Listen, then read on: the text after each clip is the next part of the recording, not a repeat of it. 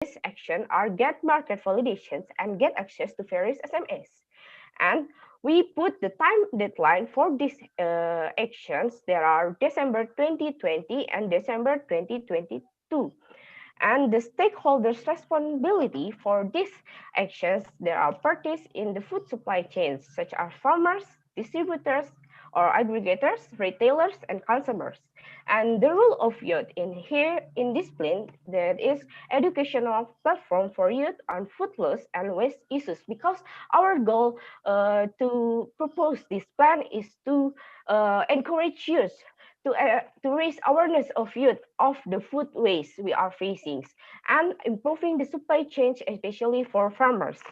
And why we choose this plan as uh, our solutions to reduce zero hunger, because the goals of this plan is to reduce food waste for indeed, and to help small farmers expand their product selling into the market, so they could have a lot more product that sell, and they could have more profit by selling it. Next slide will be presented by my friend Fritz. All right. Thank you, Rehelia. So we all know that farming is mainly dependent on seasons and weather. So in the third action plan, basically we are going to educate the farmers the relationship between the crop and the weather. So you know, with regards to the activities, it is entitled Youth Agrometeorological Awareness Program. So first, farmers must be aware that of the weather elements such as rainfall, wind direction, temperature affecting rice production. So weather condition and climate can change and disrupt food availability, so reduce to food and affect food quality. For example, projected increases in temperature, changes in precipitation patterns, changes in extreme weather events, and reductions in water availability may all result in reduced agriculture productivity. And higher temperature can decrease rice yields, as they can make rice flour sterile, meaning no grain is produced. So, a study in Bangladesh conclude that in rice production, especially terrain-fed rice, is at risk due to frequent drought and decreasing diurnal temperature range. Stress tolerant rice varieties requiring less irrigation, water and survive at high temperature should be introduced. So research on rescheduling crop calendar and cropping pattern is necessary to mitigate and adverse the climatic conditions. So also these activities ideally leads to agrometeorological services for response farming with irrigation scheduling, early warnings, microclimate manipulation, and application of weather and climate forecast in changing and increasingly variable climate. So for the stakeholder responsibility, the information that we are going to disseminate is coming from the national government of the Philippines, specifically from the Department of Agriculture, Agrometeorological Division, and same with the country of Indonesia. So with regards to the role of the youth, the future of farming may, very well lie in scientific progress. So economic intervention and binding international agreements. So here, um, the some of the role these are transcribing of the weather data. So we are the one who gather the information coming from the said department of the government, and also we serve as the agrometeorological lecturer of the farmers. So in this action plan, youth is, very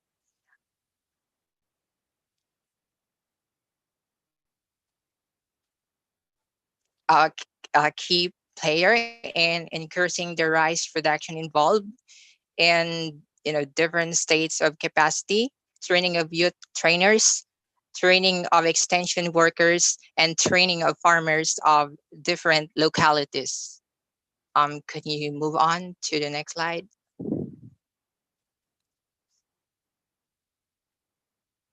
All right, thank you. All right, so here now, the big question is, how can we feed everyone? So without using more land, while lowering emissions and increase rice production. So it is very obvious this, yes, we can, if,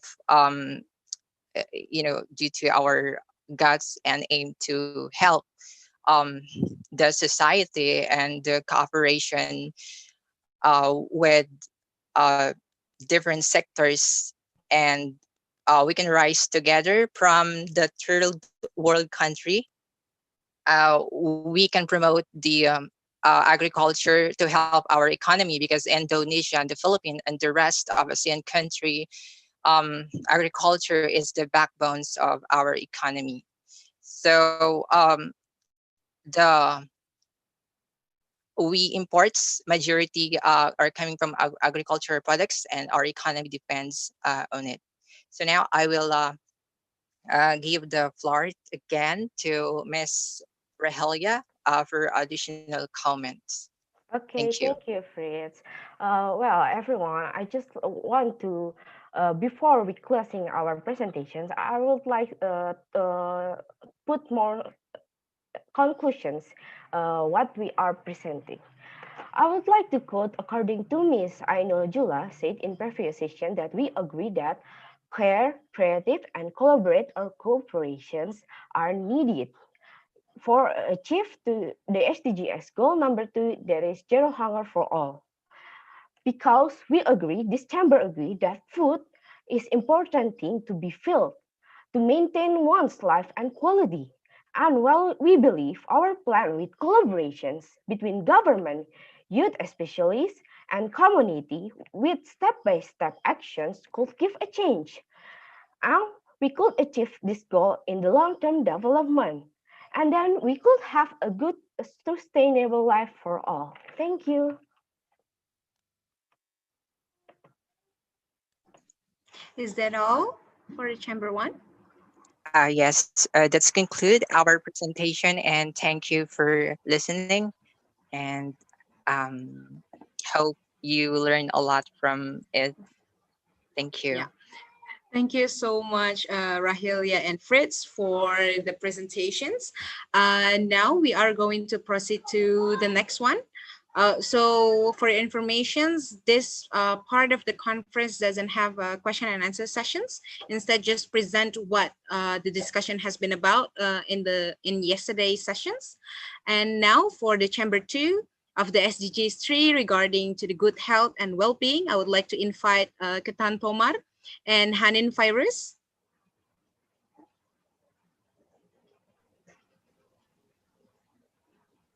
Hello, Ketan and Hanin. Good afternoon, everyone. Just want to check, am I audible? Yes. Okay. So I'm Kaidan Tomar from Osmania University, India, and it's my privilege to present the action plan of Chamber 2 with my co-delegate, Ms. Henning.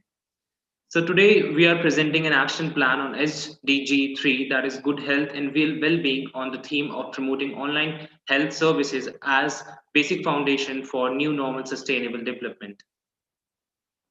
On to next slide, please.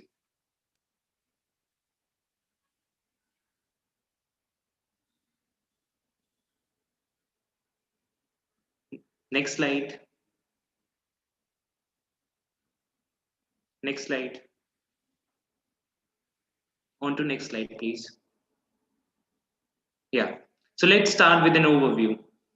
Constitution of World Health Organization 1946 states that the enjoyment of the highest attainable standard of the health is one of the fundamental rights of every human being without distinction of race, race, religion, political belief, economic or social condition. Also, in the Republic of Indonesia, Law Number 36 of 2009 on health mandates that every person has the same right to gain access to resources in the health sector.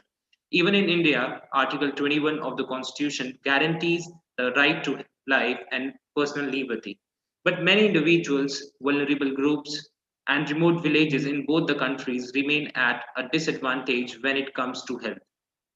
Throughout the country, there are inequalities in healthcare access, health service coverage, awareness of digital health applications, health related behaviors, and cultural barriers. On to next slide, please. We already know that COVID-19 has already delivered a threefold distress to the region. That is the pandemic itself, the economic impact of lockdown, and consequences from global recession, which is slowly creating a class of new poor. Also, UN Chief Antonio Guterres said that unless the world acts now, the COVID-19 pandemic and accompanying global recession will trigger years of depressed and disrupted economic growth. On to next slide, please. Now the question arises, as a youth, how can we take part into the efforts? So our action plan is based on that. So we have two core objectives in our action plan. On to next slide, please. Next slide. Yeah. So our main objectives are increasing awareness in the society towards the use of telemedicine, and second one is handling cultural barriers in telemedicine process. Also, we have included few recommendations for higher level of stakeholders. Next slide. So let's start with our first objective, that is increasing awareness in the society towards the use of telemedicine. On to next slide, please. Yeah. The first activity we have included in it is social media campaign, in which our target audience will be teenagers and adults, as they are more active on social media platforms like Instagram, Facebook, Twitter, TikTok, WhatsApp, etc. We kept it in a category of medium term because we found that period of 3 months to 1 year will be enough to educate youth. And to measure its progress, we have included two methods or tools. The first one is survey and questionnaire, in which we will use Likert scale and have already outlined an average awareness progress score as 4. And second method is social media statistics review, in which we will use third-party applications like Google Analytics, Instagram Analytics, etc. to measure the progress of the campaign. And coming on to stakeholders, we would like to include multidisciplinary student bodies such as AMSA International, CIMSA, IADS, APDSA, and local NGOs for promoting an idea creation through collaboration. And for funding support, we would like to collaborate with private partners and MNCs like Deloitte and etc. On to next slide, please. So the role of youth will be initiating and organizing campaigns, designing contents, searching sponsors for funding support, endorsing projects to possible stakeholders. We certainly have assumptions to this. For people with disabilities, information will be delivered in sign language. And in rural communities, we will promote credit or award-based encouragement for students who do social actions, and we will take help of neighborhood leaders for promoting our ideas and our program in the region. On to next slide, please. In second activity, we will create awareness through videos and printed posters in sign and native language. This will specifically focus on children and elderly. On to next slide, please. Yeah. We kept it in a category of short to medium term as it will require continuous logistic support. And the growing number of people and communities receiving the posters designed by us will work as our success indicators. And coming on to the stakeholders, we will collaborate with the local NGOs, culture-based local organizations, health tech startups as sponsors, community leaders, and government. And role of youth will be same as our first activity. In addition to that, for poster distribution and proper allocation, we would like to establish a proper channel with the help of specific local NGOs and community leaders. On to next slide, please. Yeah. We have some assumptions regarding this activity too. To overcome logistic and funding challenges, we will involve health tech startups, and to diminish language barriers, we will involve culture-based local organizations, and we will take help from government as well for funding and promotion. Now, I would like to invite my co-delegate, Ms. Henning, to explain our next objective. Okay, thank you, Mr. Kitan, for the presentation well delivered. I will continue to present the presentation from now on. Now, moving on to our second objectives, which we previously discussed yesterday in the chamber. Our second objective is about handling cultural barriers in telehealth process. This mostly happens due to the lack of trust in the telehealth system and people preference to offline services. As we all know that people are accustomed to meet their doctors directly and do the consultation as well as physical examination.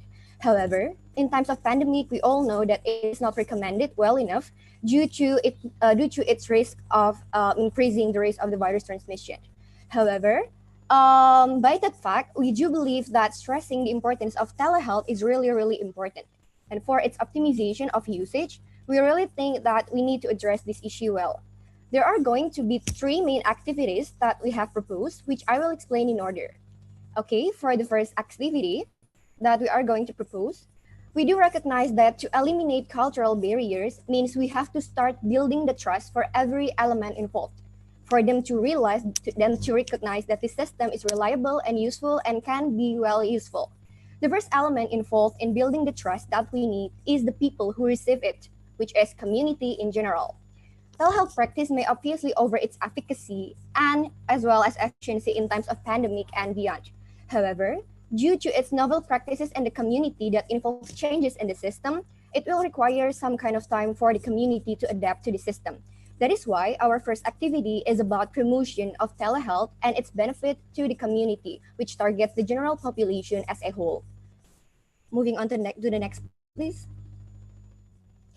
For the time frame that we have set, it's medium to long term, that we believe that in doing so, the kind of promotion and in order for the community to be able to adapt well into such kind of novel changes, it will require not a short term, but a medium to long term period of changing. For the success indicators, we are going to conduct a simple scientific study in assessing the trend of telemedicine usage, which using variables that is seen from the perspective of the users, such as in terms of number of usage, satisfaction, ease of use, system reliability, effectiveness, as well as usefulness. For the stakeholders' responsibilities that are going to be involved in our project, there are some. The first one is physicians or healthcare providers, doctor influencers, as well as NGOs, in the hope that they can help us in promoting the use, benefit, and efficacy of telehealth usage. Second one that we are going to involve is private sectors, such as but not limited to telehealth startups and companies, in the hope that they may further conduct and promoting the system, as well as conduct further researches that are needed for future improvement of the system. For the third one, we may also want to also including influential community leaders, for example, religious leaders, as well as neighborhood leaders, in the hope that they would help us promoting telehealth practice and reaching people in distant reach. So in this kind of point, we may also benefit the use of influential community leaders, such as what I mentioned, so that this kind of telehealth practice can really reach the people living in distant areas, such as rural areas, which we know that usually have limitation in terms of knowledge and internet penetration rate. So because this kind of telehealth practice may actually help us to reduce the inequality for healthcare services for people living in rural areas, because it may extend the kind of limitation of distance where usually unavailability of healthcare providers occurs, it is very, very important for us to be able in reaching them so that they will likely benefit the system as well, not only people living in the urban areas. Next, on to the next slide. Next slide, please. So for the role of the youth that we can do in this kind of project is that the first, we can promote, use, and encourage the use of telehealth to the community. And the second one is that we as youth can initiate and organize the scientific content of telehealth project. that can further be endorsed as collaborative projects or collaborative acts with possible stakeholders involved as mentioned earlier. Next slide, please. For this second activity, we do believe that to build a trust, we also have to engage the providers to also actively engaging and participating in the process and promote it. That is why our second activity is providing incentives for healthcare workers engaging in telehealth. Next to the next slide, please. Okay, for the time frame, we also save this into the medium and long-term period because we do think that these kind of things it's not going to happen like an overnight or only over 1 or 2 months. Therefore, we will require a little bit kind of long time in order to really fully achieve it successfully. For the success indicators, we are going to measure number of doctors or healthcare workers who practice via telehealth application. The second one is number of advocacies that can be done by the youth. The number of doctors or healthcare workers who already receive the incentives as well as report on its utilization and allocation. For the stakeholders' responsibilities, we do believe that it is very, very important to also involve higher levels of stakeholders to really be included in this project because it will require a lot of work in regarding the kind of incentives and stuffs and on. So the first one we would like to include is government and in the process of providing awards and incentives. So earlier in our kind of discussion, we have agreed upon that the kind of incentives that are going to be given to the healthcare providers are not only limited to the kind of money form, but as well as credits, privileges, or tax rebates for doctors or healthcare professionals who want to engage. And the second one is that we can utilize the help of professional association, such as Medical Doctor Association or Dental Doctor Association, in providing the credits itself, and it's same for the doctors. For the role of the youth, we do recognize that we actually cannot do much in the process of incentive schematic process as well as it's giving to the healthcare or healthcare provider workers. However, we do recognize that we still can take place in this kind of project by doing advocacy by youth to stakeholders involved in doing the incentive related policy making. So we may not be directly be able to interfering the kind of process, but however, we can still be involved in the pollution based making so that we can make a recommendation for them to encouraging and advocating the kind of importance of having this in order to support the use of telehealth for the telehealth care workers. Next move on to the next slide, please. Okay, so this is kind of our last activity. The third one is about collaboration between private sector initiatives and government to merge the telehealth itself into the system. So our kind of target here is clear. It is private sector and the government. Next, please. Okay, so for the time frame, it is going to be long term because it is going to involve so many important and crucial level of stakeholders. Therefore, we do believe that it is not going to be easy, but we really do think that it is going to worth the effort. For the success indicators, it is going to also include the number of fields that are integrated into the system, number of participants in the collaboration projects. The third one is about reach to communities, especially we really do hope that it will be able to expand itself into the rural areas practice. The fourth one is about yearly evaluation regarding the targets and objectives progression. For the stakeholders' responsibilities, it will also be a multidisciplinary projects that are going to require collaborative work between stakeholders. The first one is that we can use the help of government from different kind of ministry, such as Ministry of IT, Health and Infrastructure, in conducting collaboration scheme and act for the project. The second one is private healthcare providers, of course, in building a robust telehealthcare system and conducting the collaboration itself with the government, as well as others in holding trial or simulations of the use of the telehealth practice so that people will be encouraged more and to know more regarding the effectiveness and the usefulness of the practice. For the role of the youth, the same thing as previously mentioned before, our kind of place that we can take in this project is about by doing advocacy to stakeholders that are involved in related policy making. Next, please. So for this kind of project, there will be assumptions regarding the issue of confidentiality and potential misuse of citizens' data, because in this kind of projects, we are going to also involve the kind of third-party stakeholders that may violate the rules or violate the data or doing misconduct along the process. So our kind of solution or recommendation that we are proposing right here is about the establishment of regulation for law regarding the law protection and legal certainty, especially regarding data confidentiality and security. For the example, in United States of America, they already have USHIPAA, which specifically regulates the legal protection and legal certainty regarding the use of electronic data in telemedicine practice. In Indonesia, for example, we already have a regulating law that actually regulates the allowance of healthcare providers in using telemedicine in providing practices to patients. However, we do not yet have any specified law regarding this kind of law protection and legal certainty. Therefore, we do believe that such kind of recommendation will be one of the most feasible kind of solution to tackle the issue that might arise by this kind of solution. Next, please.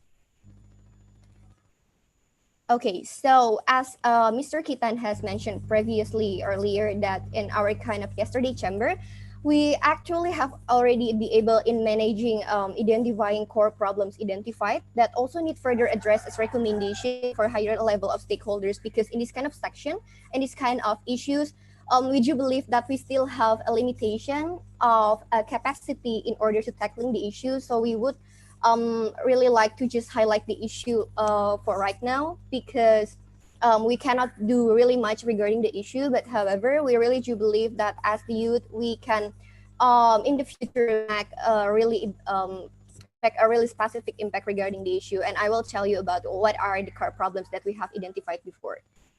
Next, please. Okay, so basically, all we have discussed yesterday is about these kind of issues that are actually important and crucial to be addressed, but however, we do not have any enough capacity in really talking about it. So I'm just going to like tell you what have we been all thinking in the chamber. So the first one, for the telehealth practice in Asian countries, we do believe that we will have challenges regarding funding and cost for developing a robust and sustainable telehealth system. And the second one, there will be also issue regarding legal coverage as well as ethical concern in its practice. And the third one is about development and research in telehealth. And the last one is about the infrastructure stuff. So it's like electricity and internet penetration as well as technology and infrastructure. We do believe that this kind of core things that really should be addressed well in terms of discussing the kind of optimization of telehealth use in Asian countries, not only limited to Indonesia, but as well as another fellow countries in Asia. Next, please. Okay, so, well, ladies and gentlemen, we do know that this pandemic will be controlled eventually, but we must commit, however, together to build an anti-discriminatory and a self-sustainable model that promote equality for all. As a youth, I do highly encourage us to let's choose to create a better world for our children, their children, and generations to come. So let's join our hands for one vision, one identity, and one community, because we are Asian. Good afternoon, ladies and gentlemen. Thank you. Thank you so much, both Ketan and Hanin, for the presentations. Now we are going to proceed to the next chamber, is chamber the third chamber of the SDGs 4 regarding to quality educations. I would like to invite Muhammad Aditya Warman. Supposedly, he is accompanied by Alvin, but I guess there is some problem with the connections. So, Aditya? Yes, hello. Hello. I'm very sorry because my representative mate cannot make a presentation today because the Philippines is in dangers of typhoon. Yeah. So don't worry. Now you have 15 minutes to present what you have been discussed yesterday regarding to providing access to quality education and learning opportunity for the vulnerable children. Please. Okay. Bismillahirrahmanirrahim. Assalamualaikum warahmatullahi wabarakatuh. May peace and blessings be always upon you. Good day, everyone. My name is Muhammad Aditya Warman Sakti. You can call me Adit. I'm recently studying international relations in Universitas Diponegoro, Central Java, Semarang. this very beautiful day. This is my honor to representing Chamber 3 for presenting our action plan to provide access to quality education and learning opportunity for the vulnerable children. But before I start, I will say some words from Prophet Muhammad SAW about education. When a man dies, all his deeds come to an end, except for three: an ongoing charity, beneficial knowledge, or a righteous son who will pray for him. And also education from UN, it has been entrusted to lead the global education in 2030 agenda through Sustainable Development Goals for number 4. Next, please. Next, please. Okay, these are my presentations outline.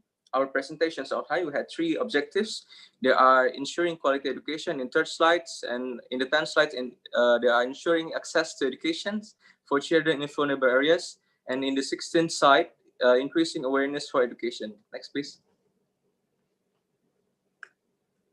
Okay, ensuring quality education is our main objective. Next, please.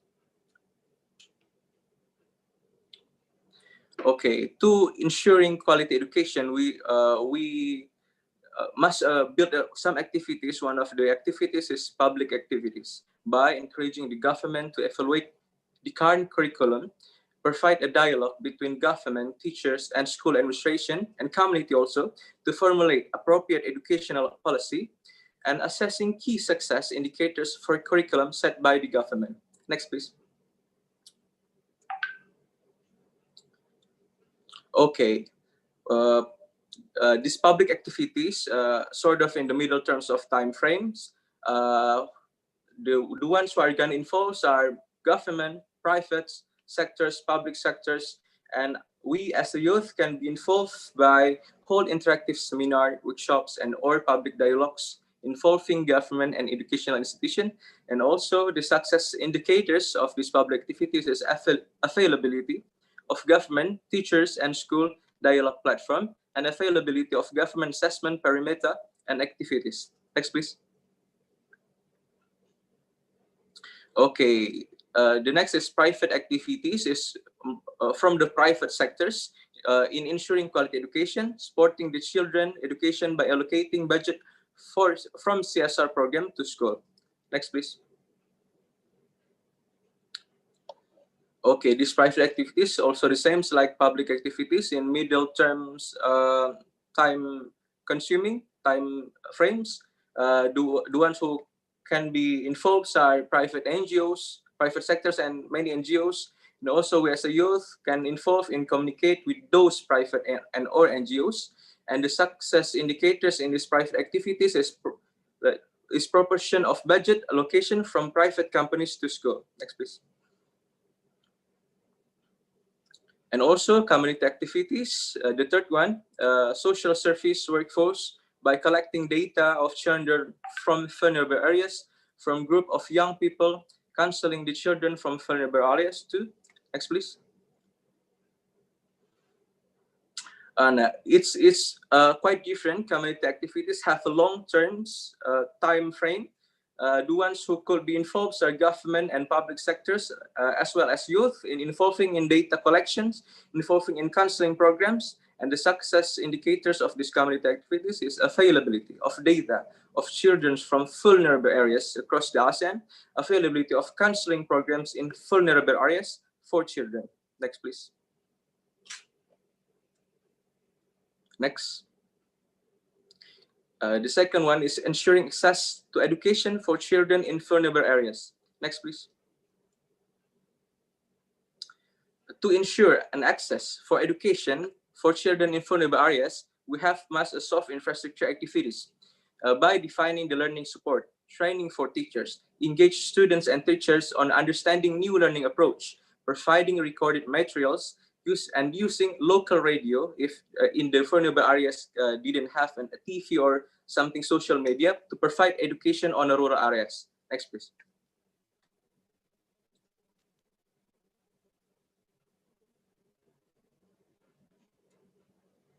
Okay, soft infrastructure activities is quite in middle terms, time frames. Government publics also can involve like the others, and we as a youth youth have discussion with teachers on how the learning is best to be accomplished through students' perspective, and many of couple success indicators in these soft infrastructure activities. The first is availability of data assessment for learning support needed for children, proportion of professional teachers in schools, and understanding of new learning approach implementation, proportion of recorded materials, and availability of local radio in rural areas. Next, please. We have the soft and we have the hard infrastructures one.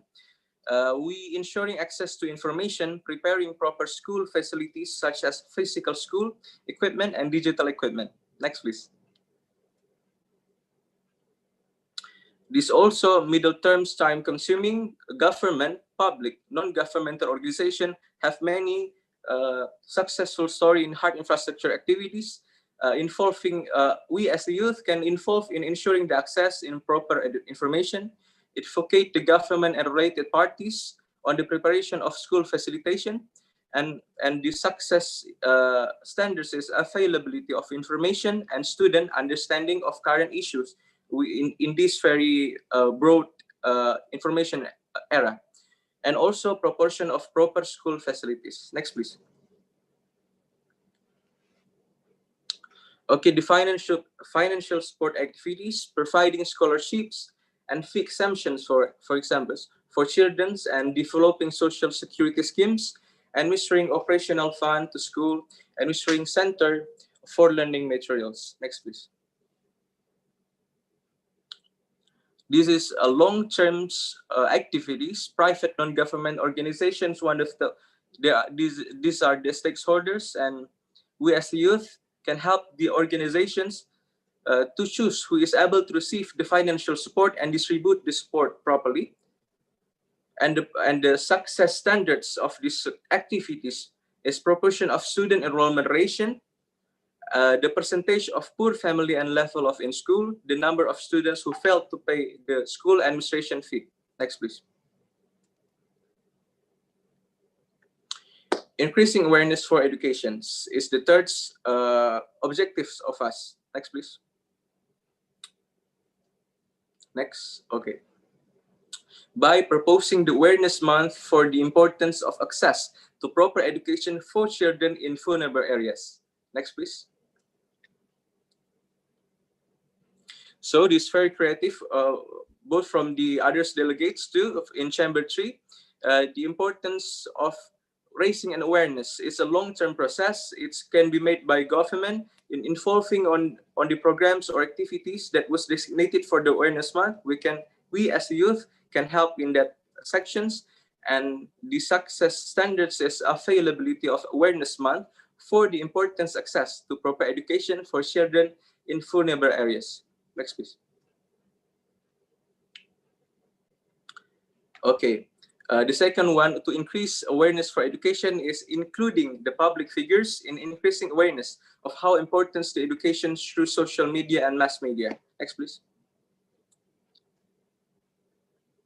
This also long-term process. Public and private sectors can be the stakeholders. We as the youth can help with sharing and disseminating information to the publics, and also the success indicators in these activities is public figures' involvement in the social media and mass media campaign. Next, please. Okay, the third one is promoting the young local volunteerism. This is very interesting. Involvement on educational activities for children in vulnerable areas. Next, please. This long-term process, like many others in these sections, public non-government organizations can be the stakeholder, can involve in these activities. We as the youth, as the activities name, joining volunteer programs that emphasize at teaching vulnerable children, and the success standards or indicators in this what we call activities, it is percentage of young local volunteerism involvement increase. Next, please.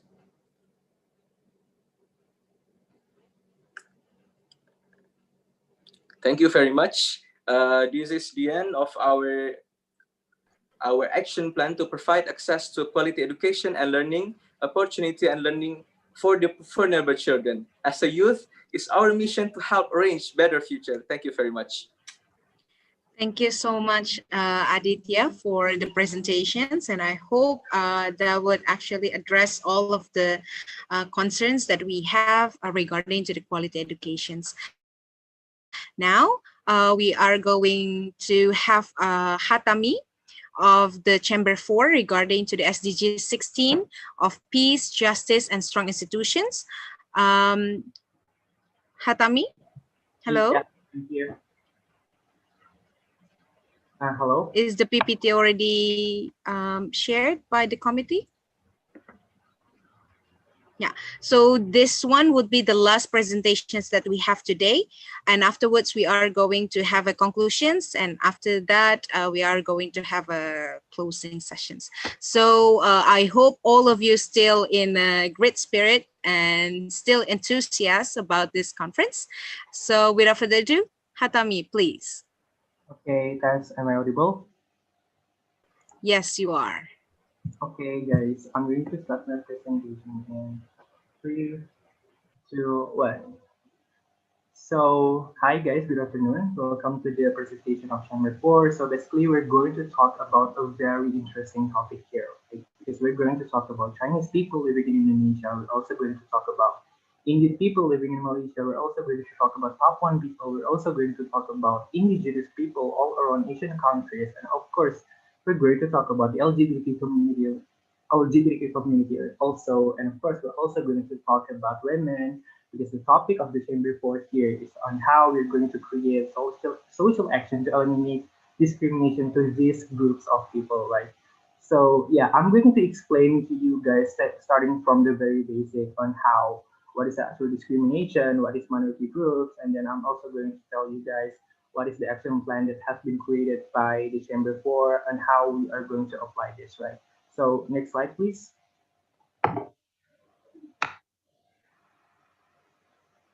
Before going further, I would like to give shout outs to every delegates coming that already very contributing, already very active throughout the whole conference. We have Shamikara here from Universitas Indonesia. We have Jarol from Universitas Pajajaran, and then me from Universitas Pajajaran. Then we also have Latifa from Universitas Indonesia. And then we also have Tara, a very smart 17 years old high school student from SMA Negeri 3 Bandung. And then we have, last but not least, Wastila from Universitas Muhammadiyah Yogyakarta. Another shout out to Pak Irsan for being a very great moderator, right? So going to the very basic, what is actually discrimination?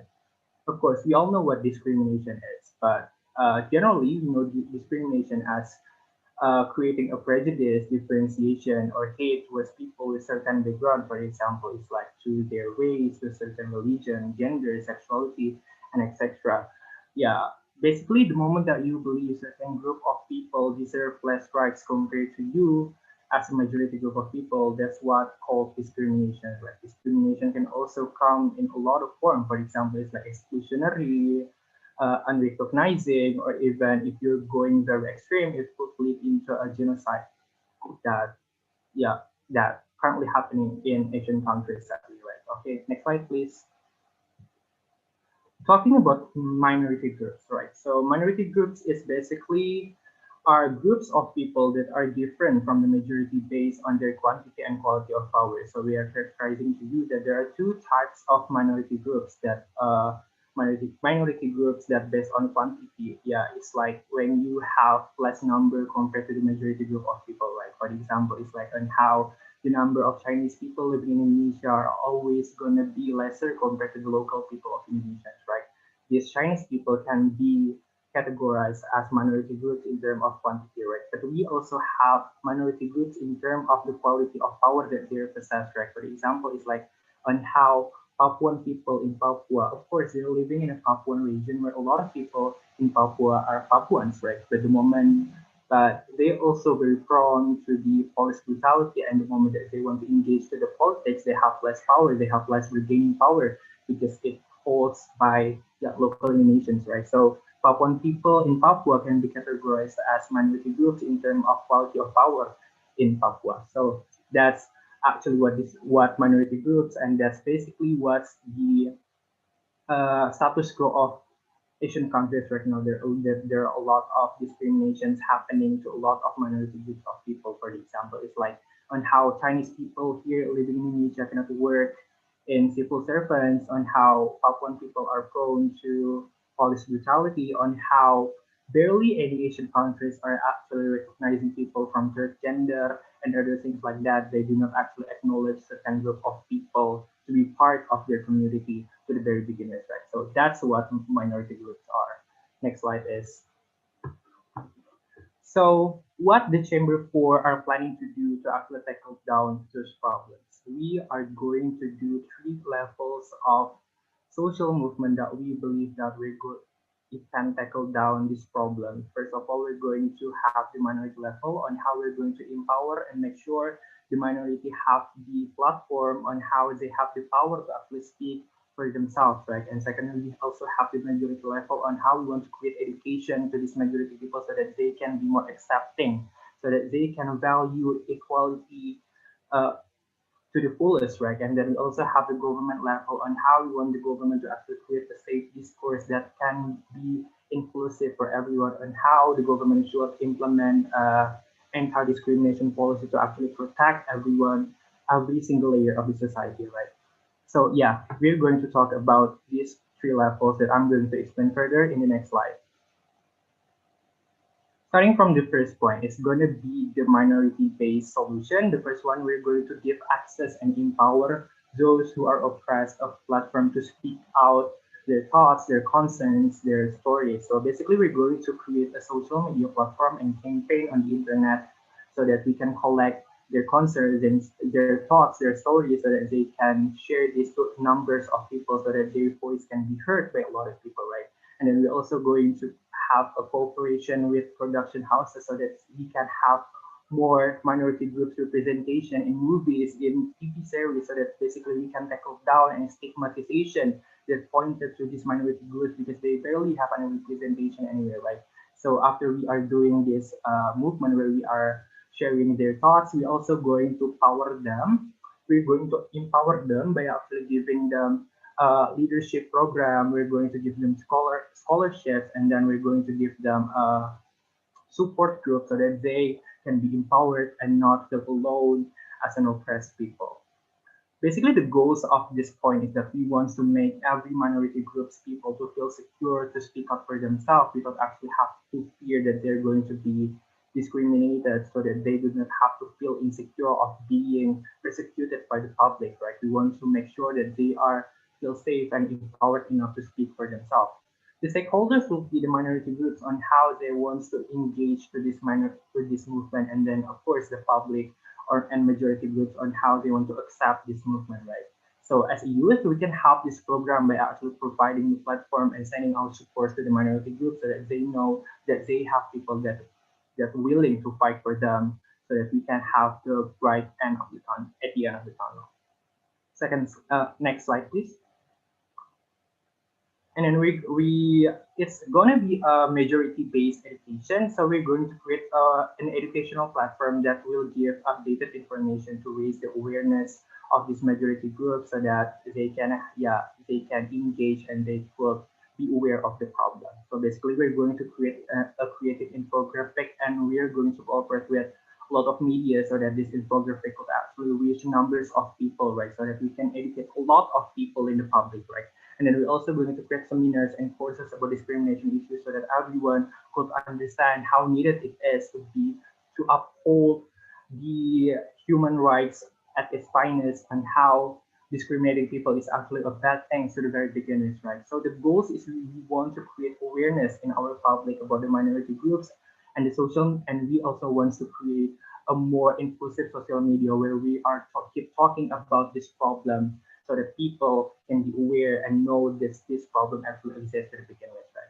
The stakeholder will be the majority of people on how they will be more accepting in terms of accepting this form of education that pointed towards them, right? And we are also expecting them to actually also help sharing the promotes the platform that we're going to create here, right? So and the same also apply to the youth on how in order for this point to work, we need every youth to actually also help to promote the platform to increase each other's awareness, keep reminding a lot of people that discriminatory action is actually very bad. You're unable to discriminate other people and how you cannot actually discriminate other people. So that's the role of youth that we need in order for us to reach the goal of the point number 2.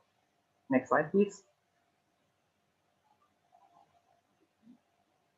And then we're going to create an inclusive and multicultural discourse, right? This is going to be pointed to the government because we believe that the government actually have the power to do the activities, which is to propagate inclusiveness on 3 levels. Like we're going to use the small media, alternative media, and mainstream media so that it can reach every single layer of the society, right? So basically, the goals is we want to make a safe discourse that can be engaged by everyone in the society so that we can actually show them the real problem of this discrimination problem to them so that they can have the sense of relatability to the minority groups to the very beginners, right? The stakeholders will be the small media, alternative media, and mainstream media that will drive this discourse to in the safest way on how and also how the states could actually help driving this discourse by their political power and other things like that, right? And then the role of youth that we need in order for us to reach the goals of this point number 3 is we want the youth to be the initiators of this discourse of change so that we can actually make an inclusive multicultural discourse to the very beginning. That's what we need. Next slide, please. Last but not least, we're going to manifest an anti-discrimination policy. This will also a government-based solution where we are going to push the government to draft and legalize a strong anti-discrimination policy to actually provide a protection to the minority groups, right? So that we can give advocacy to the victim of discrimination, so that we can punish those discriminators, so that they won't do that again, right? The goal is we want to create the goal will be to legalize the strong policy that ensure the security of minority groups and equal rights among every layer of the society without any bias, without any yeah bias basically. The stakeholders will be on how the government wants to create this policy as fair as possible and how the society wants to respect and implement this policy to protect the minority right. The role of youth here is that we can use the youth to push and make sure the policy is fairly created by the government so that, it's not going to be biased to the majority group of people so that it can be implemented well so that we can protect these minority groups to the fullest, right? So that's what we're going to do in the 4th point. Next slide, please. So in conclusion, basically the goals of Chamber 4 is we want to create a peace.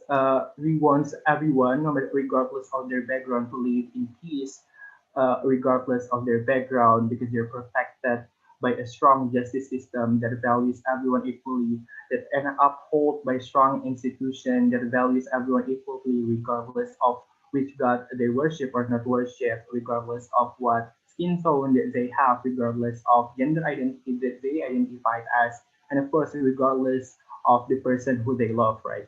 We want to ensure that the SDG point number 16, which is peace, justice, and strong institution, can be implemented in the whole Asian countries. Okay, next slide, please. To close the presentation here, the Chamber 4 have a little message for everyone here in this conference. If you're a minority people, if you identify yourself as a minority group of people, if you're gay, if you're lesbian, if you're Chinese here living in Indonesia, or even if you're an Indian living in Malaysia, if you're Muslim, Rohingya Muslim, for example, right?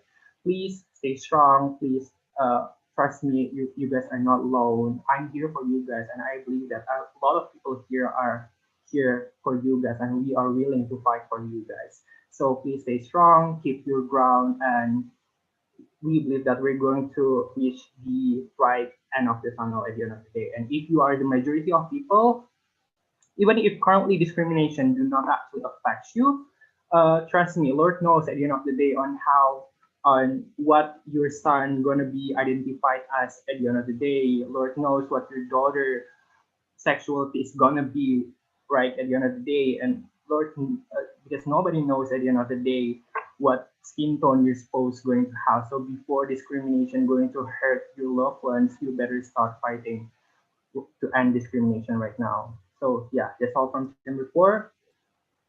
Thank you. Thank you so much for the presentations from Chamber 4. I would like to ask for all participants to give a round of applause for all the speakers. Yeah, I keep seeing them coming. So while waiting for the committee to wrap up some technicalities, perhaps I would like to, have a little bit conversations with all the participants, because we've been together for quite a while, around 4 hours, 3 to 4 hours. Is there anyone who would like to share just like a brief on what kind of this conference is about, and how do you think this would affect you as a youth from this conference? Perhaps someone would like to share the experience. Just one person to share.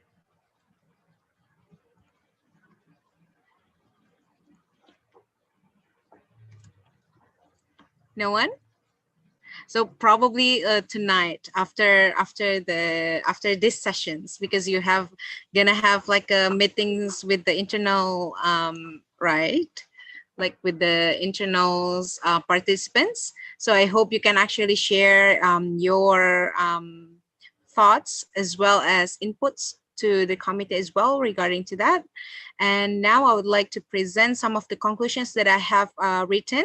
So perhaps operator, could you share the screen, please?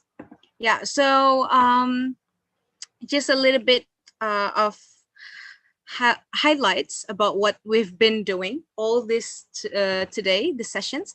We have 3 different speakers, different experts from different perspective, as well as 4 different young leaders who has shared what the discussion is about yesterday. And next, please. So what we learned so far? So far, we have learned about the importance of the ASEAN to UNDP, both of the ASEAN and UNDP's role, as well as the youth community as well. And second, we have learned about the potential of youth from Dr. Yang's presentations, that she actually stressed the importance of the potential of the youth for achieving SDGs, and also how ASEAN Foundation is itself empowering ASEAN youth with future-ready skills. And then we also learn about everyone actually can have contributions based on their own capabilities, even if you are a sleepy couch potatoes mentioned by Miss Aino. So we also learn about that the grassroots level implementation is the key from MIRIS. And then we also learn that the problems and challenges that actually exist and faced by all stakeholders, whether it's private, governments, as well as we as the youth communities as well. And we also learn about the possible solution that has been offered by 3 experts, and also the 4 different chambers of each specific topics of SDGs. Next, please. Yeah, so what are the problems that we are facing currently? We need to recognize that the ASEAN efforts towards the 2030 agenda itself for SDGs actually faced by 2 most challenging goals, which is the SDGs 10 regarding to reduce inequalities, and also 16, peace, justice, and strong institutions, although it doesn't undermine other topics as well. But I think that's what Dr. Yang has mentioned, that these 2 actually very prominent and very need to be fixed right away, although it's not something that is like very easy. And then we also learn about the existence of the regulation itself in the regional level is already there. Is about ASEAN 2025 forging ahead together, which is provide a framework to correspond to the challenges identified previously by Dr. Yang, and also by the ASEAN Secretariat in the out there. which consists of 3 different blueprints. The first one is ASEAN Political Security Community Blueprint to 2025, and then ASEAN Economic Community, and then ASEAN Social Cultural Communities. And also we learned that others problems, as you see on the screen, there is also inequality, unsustainable productions, climate change, and so on. So it's still something that we are facing currently. Next, please. Yeah, so the possible solution that has been mentioned by all the speakers as well as by the chambers, but I actually separate the possible solution offered by the chambers in the next slide. But for now, there are several possible solutions that is offered. The first one is, perhaps as a youth, we have to be conscious at the first stage and being care and being aware of what's happened in your area. Just started with your area in your hometown, or even like in a smaller phase, in perhaps in your complex, home complex. And the second one that you have to work on is the willingness that you are going to, contribute to the SDGs itself. Being aware is not only the thing that is crucial, but we also have to take into considerations that SDGs need to have an action, real actions. So by that, you can actually start within yourself, be a driver of your life, and take the opportunity, as Miss Ainul said, that there are a lot of free courses out there currently after the pandemic, a lot of like free resources for reading. You can actually try to obtain or master one of the skills that are mentioned by Dr. Yang, as well as Miss Ainul, I'm sorry, that there are the top 5 or top 10 of soft skill and hard skills that you have, and then try to work on the possible actions that you could do, invent, innovate, as well as campaign. Just choose one of the things. I mean, if you are good with your public speakings, go campaign. If you are good with ideas, innovate. If you are good at making some things, invent. And then afterwards, be creative. And what Myra said is being consistent and engage with other youths as well. So next. Okay, so for the chamber one, I actually quite impressed on what the discussion is all about. The presentation is amazing. They are actually talking about agriculture innovations to enhance food innovation. That the targets of the chamber one is actually on these 3 things. The first one is to raise awareness and to help the stake to raise the awareness on the importance and feasibility of urban farming, because currently land has been very scarce. So with the help of stakeholder government also will help. And second is to lengthen the shelf life of perishable post-harvest fruits and vegetables with natural food preservative, such as mindang spray coating and any other preservative with the help of stakeholder parties, such as laboratories for testing and so on. And the last is to educate farmers about the relation between weather and crops, so they are actually understands that environmental issues is also their problem and is also threaten their livelihoods. And from these targets, the chamber want come to conclusions that youth can actually become an influencer and a pivotal agent of promoting healthy cultures for food and farming, and make educational platform for youth on food loss and waste issues, and educate the farmers about agrometeorological. Next. And for chamber 2, we have learned together that chamber 2 actually offered innovations to enhance health service by online, so like a telemedicine.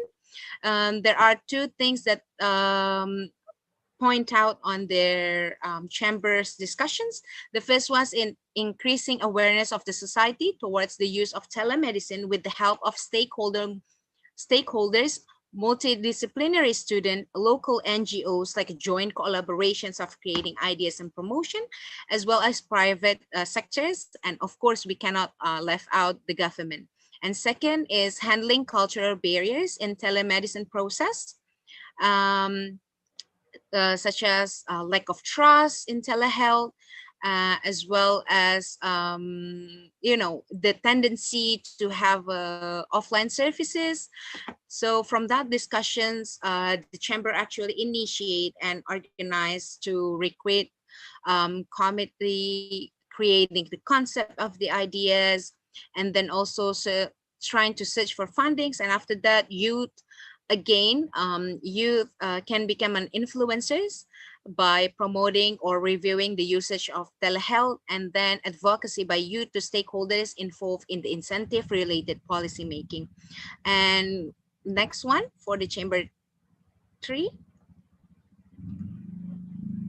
Yeah, so for the chamber 3, we talk about providing access to quality educations, that based on the discussions in the chamber 3, that they are actually divided into 3 different points. That the first one is ensuring quality education. Second is ensuring access to education for children in vulnerable areas.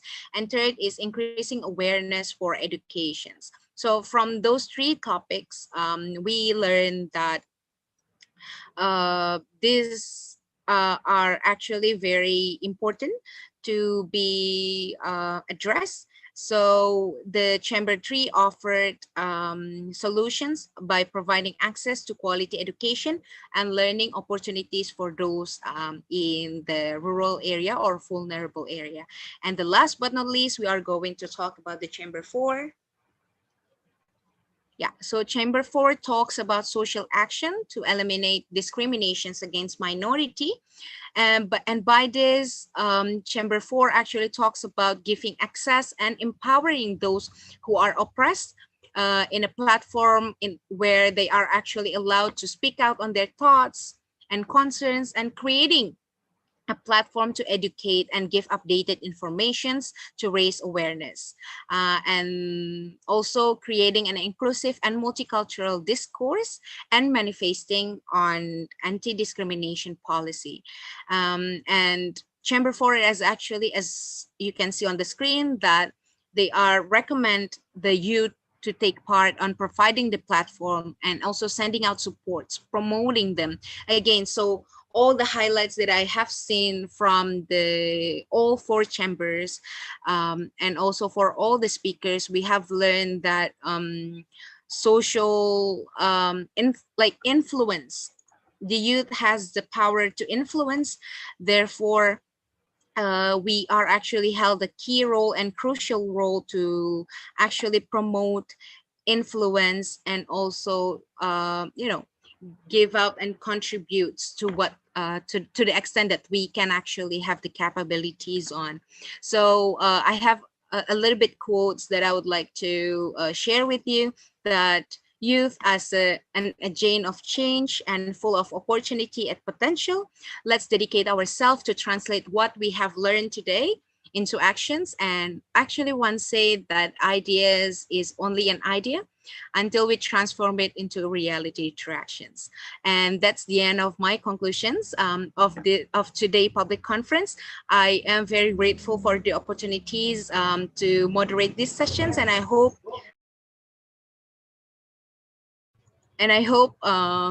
I could actually see you again, perhaps in another opportunity as well. So for now, I would like to hand it back to the MC, please.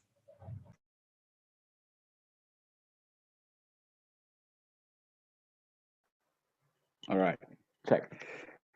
Can you hear me? Am I audible? Yes, please. All right. All right.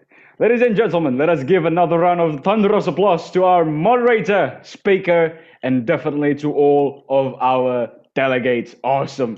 You guys have been terrific. Such fruitful discussion, such great comprehensive conclusions, such great ideas from the youth. Eye-opening indeed. Oh my God, it was a great, it was an amazing hour. It was an amazing hour that I've spent with all of you. I wish that all of them, all of those ideas which I believe has been thoroughly discussed, dissected, and presented, can become a reality, and in time, greatly contribute to the realization of SDGs in the region, and of course, in time, the world. But before we go any further, before we move on, I would like to invite our chairwoman, Ms. Milani Hartina, to virtually hand over the certificate to our moderator, Ms. Amira. And yeah, Milani, the screen is yours. Hello, Kak Amira Bilkis. How are you today? I feel great, but it's quite painful to sit for quite a long time, although. Thank you very much for Kak Amira to moderate this wonderful event this morning until now. Thank you very much, Kak. Also, stay happy and healthy. Yeah, thank you so much for the appreciations, and also I hope that all of you guys could actually, become a youth leaders and achieve what you are going to achieve with your ambitions. Thank you. All right. Thank you very much, Milani. And thank you very much, Kamira. You've been a wonderful moderator. I really wish I could see you once in the future again. Yeah, And yes, sure. let us now move on to the next agenda. And all right, ladies and gentlemen, I believe that it is now time that we eternalize this beautiful moment by taking a picture together. Now, in order to do so, I humbly ask all participants, all delegates, and all committees to please turn on your camera. Just your camera, not your microphone. All right. Thank you very much. All right, I'm still waiting. I'm starting to see more faces here. Oh, really? I really like you guys. Okay. All right. Now, due to the extensive number of attendant slides here on this meeting room, we are going to have to take, of course, more than one picture, right? So, and just like the last time I saw you, there's this trivial fact that you probably have no idea in which screen does your face appear on the photographer's laptop or personal computer. So again, we have to do yet another e-mannequin challenge. It's simple, just strike your best, weirdest, craziest, or happiest pose and hold it for about 15 to 20 seconds. Have you guys got it? If you guys got it again, I would like to see some thumbs up. Thumbs up. All right, awesome. All right, cool. I'm starting to see more thumbs here. Too many thumbs, you guys. All right, I understand that you got it already. Okay, now, all right, operator, are we ready?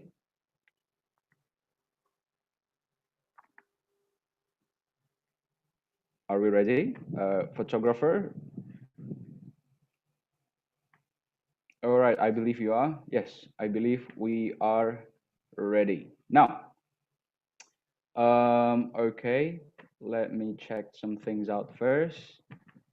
Right, okay, so many pictures here. Great, it's going to be a great photo session, guys. Now, e-mannequin challenge starts. I want you to give me your extra, all right? Give me your best pose ever, all right? It starts 15 seconds, oh no, 20 seconds, starts now.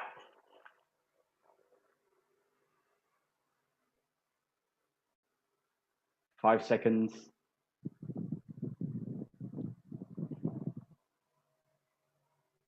It's at 10 now. I look so dumb. I love it though.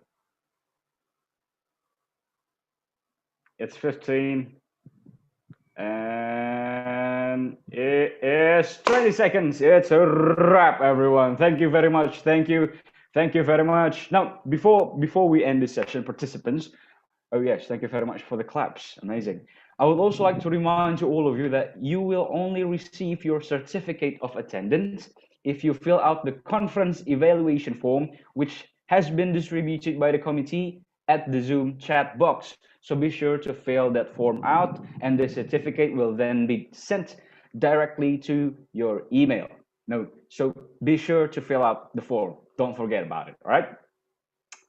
Well, ladies and gentlemen, unfortunately, time is no longer our brethren. We have come to the end of the public conference, which means that it is now time for me to bid you all farewell.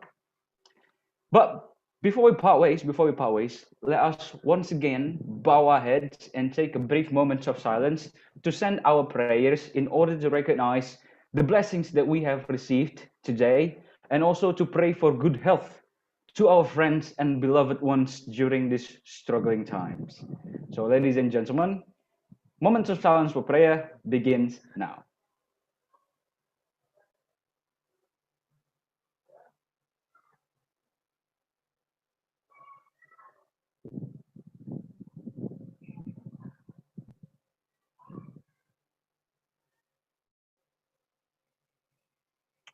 All right.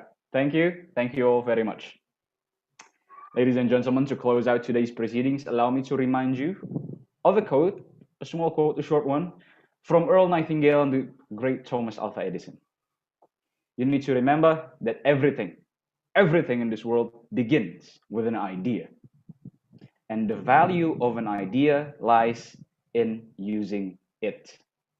Delegates, I believe that the future is built on the execution of crazy, bright, revolutionary ideas.